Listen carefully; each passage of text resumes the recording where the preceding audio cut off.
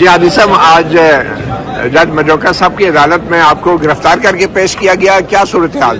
جی بالکل ایسے مجھے پیش کیا گیا اور پیش ہو کے ہم نے جج صاحب سے اس سے پہلے کہ ہم استفسار کرتے ہیں کہ میں آپ کے سامنے کھڑا تھا، میں نے آپ کو درخواست ہی موو کی، میں نے آپ کو بتایا بھی کہ آپ نے 2:35 کے لیے کیس فکس کیا آرڈر شیٹ میں، اور میں 2:30 پہ جو ہے وہ عدالت میں تھا، عدالت میں کیمرے لگے ہوئے ہیں، اس میں ویڈیوز ہیں موجود ہیں، اور آپ نے پھر بھی میرے منہ پہ میرے وارنٹ جاری کیے اور مجھے آئی او صاحب کو کال کر کے بلوا کے مجھے عدالت کے دروازے سے ہینڈ کفس میں اریسٹ کروایا۔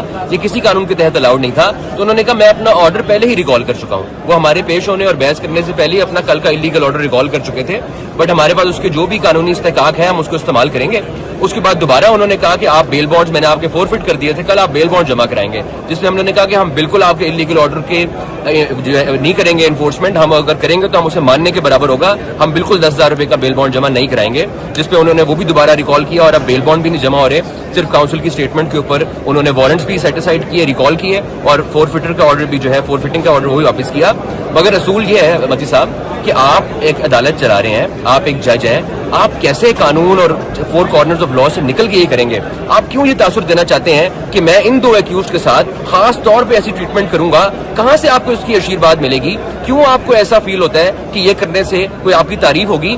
عدالتوں کی اور ججوں کی عزت ان کے قانون کے دائرے میں رہنے سے ہوتی ہے۔ عدالتوں اور ججوں کی عزت اس لیے نہیں ہوتی کہ لوگ ان سے ڈرتے ہیں کہ وہ کسی کو جیل بھیج دیں گے۔ اگر انہیں لگتا ہے کہ جیل بھیج کے لوگوں کو ڈرائیں گے یا سلاخوں سے یا سزاؤں سے ڈرائیں گے تو بالکل اب وہ دور نہیں رہا۔ اب یہ وہ دور نہیں ہے کہ ان عدالتوں کے اندر قانون کی دھجیاں اڑائی جائیں گی اور کسی کو پتہ نہیں چلے گا۔ اب باتیں بہت جلدی پھیلتی ہیں، لوگ موجود ہوتے ہیں، وٹنس موجود ہوتے ہیں، وہ دیکھتے ہیں۔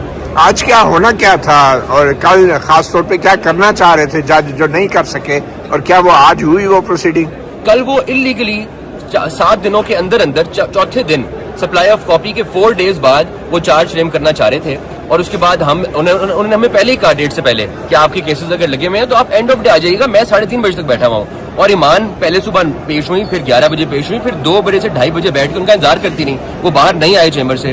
جیسے ہی میں پنڈی سے واپس پہنچا کیسز کر کے تو میں 2:35 سے پہلے کورٹ کے اندر موجود تھا، اور انہیں اس بات پہ غصہ آیا کہ یہ اب اینڈ آف ڈے آ گئے ہیں تو میں اب فرد جرم نہیں عائد کر سکوں گا، میں نے پتہ نہیں کہاں اپنی پروگرس رپورٹ دینی ہوتی ہے کہ میں نے آج یہ کر دیا وہ کر دیا۔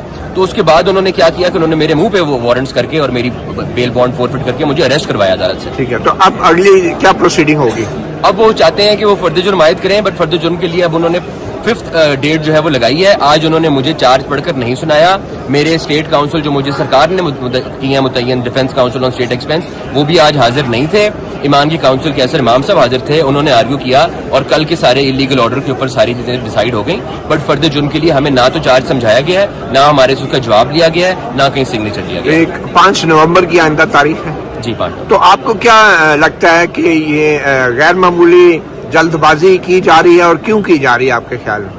دیکھیں، یہ مجھے نہیں پتا یہ کن حلقوں کو خوش کرنے کے لیے یہ اپنے ہی بنائے ہوئے عدالت کی قانون اور پروسیجر اور پریکٹس کو اڑا کر رکھ دیا انہوں نے، اور یہ باقی سب کیسز کرتے ہیں۔ آپ نے دیکھا، آپ عدالت میں تھے کہ ہمارے کیس سے پہلے جہازیب کا کیس لگا ہوا تھا جس کی 22 بھی ہے۔ 8 جولائی سے ایک بلوچ اسٹوڈنٹ اسلام آباد کی حدود سے رینجرز کی گاڑی میں اور سادہ لباس اہلکار غائب کر چکے ہیں، اس کے اوپر تو جج صاحب کی ریٹ نہیں ہوتی، اس کے اوپر تو جج صاحب ایک SHO سے پرچہ نہیں کرا سکے، اس کے اوپر تو انہیں کوئی جواب دہ نہیں ہے کہ اس زندہ شخص کو جان و مال کو جو نقصان ہوگا، اس کے ماں باپ جو اس کو ڈھونڈ رہے ہیں، اس کے گھر والے جو اسلام آباد میں ٹھوکریں کھا رہے ہیں کہ ہمارا پرچہ صرف درج کر دیں، ریاستی اداروں نے ایجنسیوں نے ہمارا بندہ غائب کر دیا ہے، اس کی بابت ایک پرچہ درج کر دیں، تو وہ پرچہ نہیں درج کرا سکے HSO سے، لیکن وکلا کو وہ عدالت میں اریسٹ کروا کے پتہ نہیں کن کو خوش کرنا چاہتے ہیں۔ اچھا ایمان، آپ کے اس ساری پروسیڈنگ کی وجہ سے بطور وکیل آپ کا کام کیسے متاثر ہو رہا ہے، اور جو آپ کے کلائنٹس ہیں اور بڑی تعداد میں رائٹس وکٹمز ہیں وہ کیسے متاثر ہو رہے ہیں؟ دیکھیں، جج صاحب کو بھی اچھی طرح سے پتہ ہے کس طرح متاثر ہو رہے ہیں، کیونکہ 6 دفعہ تو دن میں وہ پروسیڈنگز کرتے ہیں تاکہ نہ ہم مسنگ پرسنس کے لیے ہائی کورٹ میں پیش ہو سکیں، نہ ہم فالس بلاسفیمی کیسز میں ان کی ضمانتیں کروا سکیں، نہ ہم اپیلوں میں پیش ہو سکیں۔ تو جج صاحب کو بہت اچھی سے پتہ ہے کہ وہ کیا کر رہے ہیں، کس کے لیے کر رہے ہیں، اور یہ انہی لوگوں کے لیے کام کر رہے ہیں جنہوں نے ہمارے خلاف ایک جھوٹا مقدمہ بنایا ہے۔ اور مقدمہ کیا ہے کہ ہم نے ٹویٹس کی، ہماری ٹویٹ سے یہ بزدل ریاست اتنی ڈرتی ہے، وہ لوگوں کو پہلے لاپتہ کرتی ہے، ماورائے عدالت قتل کرتی ہے، اور پھر کہتی ہے کہ نہ کو کہ ریاست یہ کام کرتی ہے، نہیں تو ہم آپ پر ٹرائل چلائیں گے۔ اور ٹرائل بھی کیا چلائیں گے کہ ملزمان جب عدالت میں حاضر ہو، شاید مجوکا صاحب نے کوئی نیا مارشل لا یا CRPC اپنے سے بنایا ہے کہ جب ملزم حاضر ہو عدالت میں تو اس کے وارنٹ گرفتاری جاری کیے جائیں گے. ان کا کوئی شوق تھا ہمیں گرفتار کروانے میں، کیونکہ پہلے بھی جب ان کے سامنے ہم حاضر ہوئے تھے انہوں نے پہلے بھی ہمارے نان بیلیبل وارنٹس ایشو کرائے ہوئے ہیں. تو میں نے آج عدالت میں جج صاحب کو واضح الفاظ میں کہا کہ کائنڈلی میری بھی بیل ریکال کر دیں، کائنڈلی میرے بھی وارنٹ ایشو کر دیں، کیونکہ انہیں بہت شوق ہے کہ جب لوگ ان کے سامنے پیش ہو تو وہ ان کے نان بیلیبل وارنٹ ایشو کریں. اب یہ بتائیں نا کہ کل جیسے آپ کو یہاں پہ آنا پڑا، ہادی صاحب خاص طور پہ آپ، تو آپ کے کہاں کیسز لگے ہوئے تھے؟ ان کیسز میں آپ کہاں مصروف تھے جب یہاں پہ آپ کے وارنٹ گرفتاری جاری کر؟ مفتی صاحب کل صبح 3 بیلز لگی ہوئی تھیں آنریبل جسٹس محسن اختر کیانی صاحب کے پاس.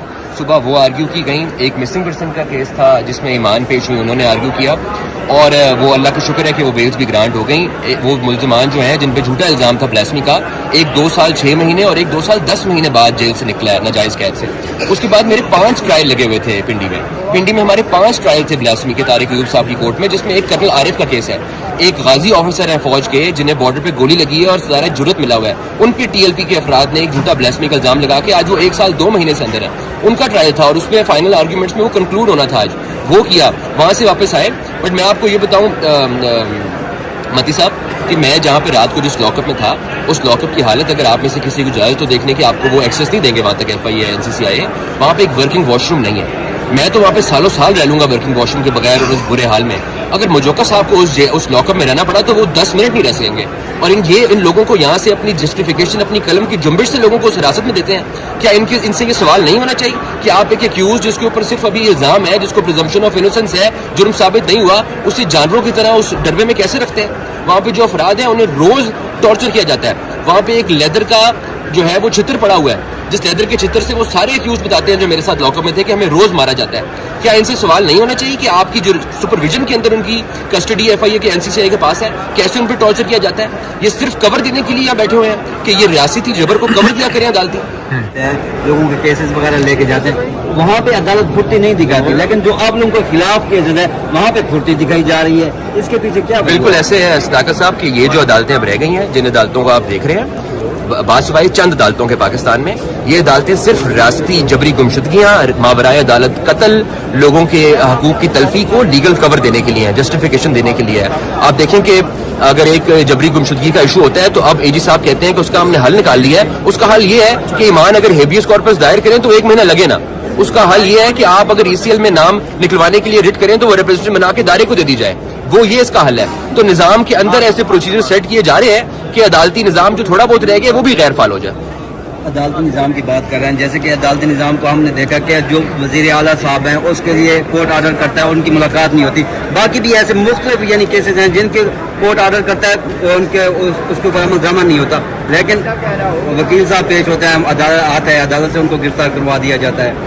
سب سے پہلے تو آئی تھنک بہت ضروری ہے اس بات کی وضاحت کرنا کہ اب 26ویں آئینی ترمیم کے بعد عدالتیں نہیں رہی، یہ ضمیر فروشی کے اڈے بن چکے ہیں، جہاں جو اوپر سے ڈائریکشن لیتا ہے اس کی ترقی ہوتی ہے، اسے لاہور سے لا کر چیف جسٹس بھی ادھر لگایا جاتا ہے، اور پھر اس چیف جسٹس کے پریشر پر اس اسلام آباد بار کے وکلا پر یہ ٹرائل شام چلائی جاتی ہے. پورا جو ڈیو پروسیس کی ہماری رائٹس ہیں ان کی خلاف ورزی کی جاتی ہے. اور یہ صرف ہمارے ساتھ نہیں ہو رہا، یہ پاکستان میں ہر شہری کے ساتھ ہو رہا ہے، کیونکہ اس ٹائم پر ہم ایک مارشل لا میں رہ رہے ہیں. اس ٹائم پر کوئی عدالتیں نہیں ہیں.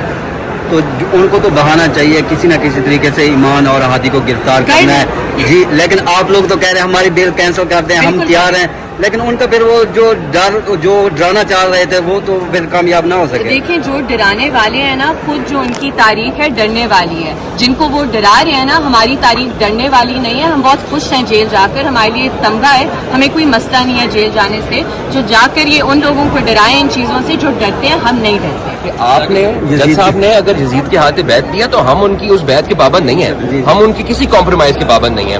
وہ اپنی عدالت اگر کمپرومائز کے تحت چلانا چاہتے ہیں وہ چلائیں، ہم ریزسٹ کریں گے.